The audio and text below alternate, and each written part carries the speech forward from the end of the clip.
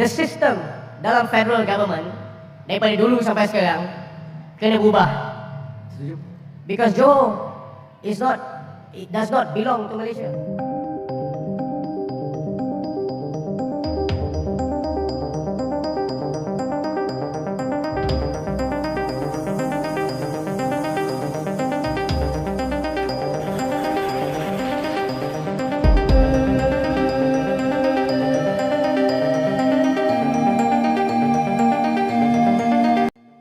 Tak mau kalah dengan TC Timnas Indonesia di Bali, TMJ disebut ikut kepanasan usai Indonesia pamer keseriusan. Malaysia pun seakan membalas, kami juga punya tempat latihan mewah. Persaingan sepak bola Indonesia dan Malaysia seolah tak pernah kehilangan cerita. Bukan hanya ketika kedua tim bertemu di atas lapangan, bukan hanya soal gol, kemenangan, kekalahan, atau adu gengsi selama 90 menit. Kini, persaingan itu seakan merembet sampai ke tempat latihan. Ya, pemirsa, ketika Timnas Indonesia menjalani pemusatan latihan atau training camp di Bali dengan suasana yang mencuri perhatian, publik sepak bola Asia Tenggara langsung dibuat heboh. Pemandangan indah, fasilitas latihan, suasana yang nyaman, hingga keseriusan para pemain menjalani program latihan menjadi sorotan. Namun siapa sangka, di tengah ramainya pembicaraan mengenai pemusatan latihan Timnas Indonesia tersebut, muncul pula narasi panas dari negeri jiran. Malaysia seolah tak mau kalah, nama TMJ pun ikut terseret dalam panasnya pembicaraan publik. Sosok yang selama ini dikenal memiliki pengaruh besar dalam perkembangan sepak bola Malaysia itu dikaitkan dengan respons mengenai fasilitas dan pusat latihan yang dimiliki sepak bola Malaysia. Seolah ingin menyampaikan satu pesan besar, jangan kira hanya Indonesia yang punya tempat latihan mewah. Kami juga punya, dan dari sinilah perang gengsi baru sepak bola Asia Tenggara seakan dimulai. Pemirsa, apa yang dilakukan Indonesia sebenarnya terlihat sederhana. Timnas datang ke Bali, menjalani latihan, membangun kebugaran, memperkuat chemistry antar pemain, dan mempersiapkan tim menghadapi agenda penting. Namun karena sepak bola Indonesia dan Malaysia selalu berada dalam atmosfer rivalitas tinggi, hampir semua hal bisa berubah menjadi bahan perbandingan. Indonesia punya stadion besar, Malaysia membandingkan. Indonesia mendatangkan pemain diaspora, Malaysia ikut menjadi pembicaraan. Indonesia membangun fasilitas latihan, publik Malaysia ikut menyoroti. Dan sekarang, ketika Timnas Indonesia menjalani TC dengan suasana Bali yang begitu menarik perhatian, perang gengsi kembali memanas. Bali memang bukan tempat biasa, pulau ini dikenal dunia sebagai salah satu destinasi wisata internasional terbaik. Tetapi bagi Timnas Indonesia, Bali bukan hanya tempat untuk menikmati pemandangan. Bali bisa menjadi lokasi membangun kekuatan. Di balik suasana pantai dan keindahan alamnya, para pemain tetap menjalani latihan keras. Keringat tetap bercucuran, instruksi pelatih tetap tegas. Persaingan mendapatkan tempat di skuad tetap berjalan. Dan justru kombinasi antara fasilitas, suasana, serta program latihan itulah yang membuat TC Timnas Indonesia terlihat berbeda. Banyak pihak kemudian menilai bahwa Indonesia sedang menunjukkan perubahan besar. Dulu, persiapan tim nasional sering menjadi bahan kritik. Sekarang, standar profesionalisme perlahan terus ditingkatkan. Pemain tidak hanya dikumpulkan beberapa hari sebelum pertandingan. Persiapan jangka panjang mulai menjadi perhatian. Kondisi fisik diperhitungkan, mental pemain dibangun. Kekompakan tim diperkuat, dan fasilitas latihan mulai dipandang sebagai bagian penting dari pembangunan sepak bola modern. Namun rupanya, pemandangan ini juga memancing perbandingan dengan Malaysia. Di media sosial, muncul perdebatan. Sebagian pendukung Malaysia seakan tidak ingin negaranya dianggap tertinggal.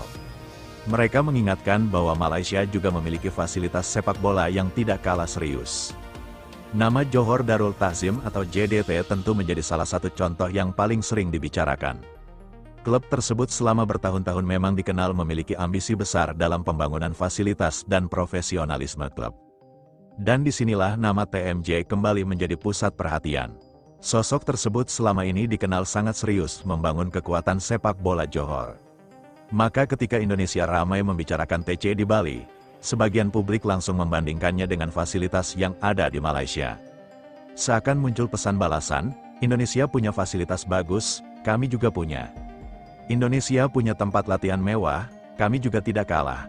Jangan terlalu cepat merasa paling maju, panas. Persaingan yang awalnya hanya terjadi di lapangan kini berubah menjadi perang fasilitas. Tetapi pertanyaannya adalah, apakah ini benar-benar soal siapa yang punya tempat latihan paling mewah? Atau sebenarnya ada sesuatu yang jauh lebih besar? Karena dalam sepak bola modern, fasilitas bukan sekadar simbol kemewahan. Fasilitas adalah investasi. Lapangan berkualitas membantu pemain berlatih maksimal. Pusat kebugaran membantu meningkatkan kondisi fisik. Teknologi membantu staf pelatih menganalisis performa. Fasilitas pemulihan membantu pemain mengurangi risiko cedera. Dan lingkungan yang profesional membantu membentuk mental juara. Artinya, ketika Indonesia dan Malaysia mulai berlomba meningkatkan fasilitas, sebenarnya ada sisi positif yang sangat besar. Rivalitas bisa menjadi bahan bakar untuk berkembang. Indonesia tidak boleh puas, Malaysia juga tidak mau tertinggal. Vietnam terus bergerak, Thailand tetap menjadi kekuatan tradisional. Negara-negara Asia Tenggara lainnya juga mulai membangun fondasi. Maka persaingan sepak bola ASEAN kini tidak hanya terjadi saat pertandingan dimulai. Persaingan sudah dimulai jauh sebelum wasit meniup peluit. Siapa yang punya akademi terbaik? Siapa yang memiliki pelatih terbaik? Siapa yang paling serius membina pemain muda? Siapa yang memiliki pusat latihan paling modern? Dan yang paling penting, siapa yang mampu mengubah semua fasilitas itu menjadi prestasi nyata? Karena gedung mewah tidak otomatis mencetak juara. Lapangan bagus tidak otomatis menghasilkan pemain hebat. Tempat latihan kelas dunia tidak otomatis memberikan trofi. Semua tetap membutuhkan program yang jelas, pembinaan yang konsisten, pelatih berkualitas, kompetisi yang sehat, dan kesabaran dalam menjalankan proses. Inilah yang menjadi tantangan terbesar Indonesia. TC di Bali boleh mencuri perhatian, fasilitas boleh terlihat luar biasa, pemandangan boleh membuat publik kagum, tetapi semua itu harus menghasilkan perkembangan nyata di atas lapangan.